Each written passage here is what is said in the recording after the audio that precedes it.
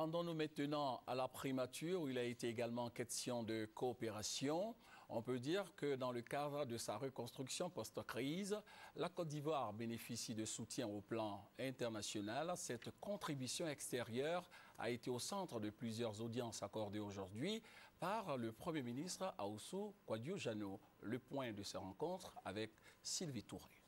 Le volume des échanges commerciaux entre la Côte d'Ivoire et l'Ukraine a atteint les 105 milliards de francs CFA en 2011, soit une hausse de 16% malgré la crise.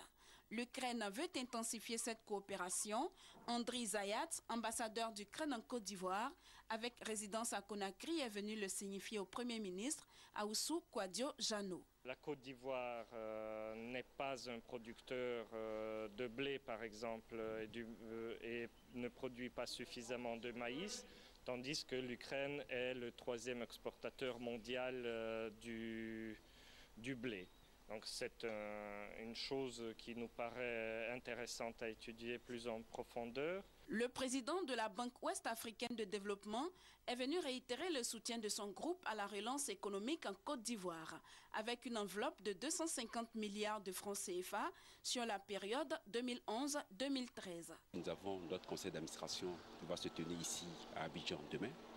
Et dans ce cadre, nous avons envisagé de soumettre à notre conseil 3 projets pour la Côte d'Ivoire pour un montant total de 50 milliards de francs CFA.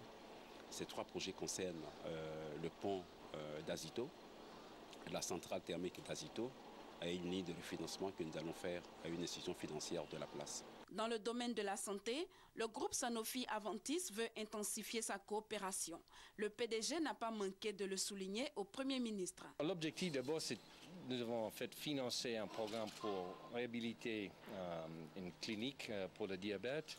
Et notre engagement est plutôt en fait de voir comment on peut apporter plus que simplement des médicaments et apporter en fait des investissements pour améliorer les soins. Maître Ahoussou Kouadio-Janno a aussi reçu une délégation de la Cour des comptes des États membres de l'UEMOA. L'organisation tient sa 14e session annuelle à Abidjan ce jeudi. Elle entend faire un plaidoyer pour l'ouverture de la Cour des comptes de Côte d'Ivoire.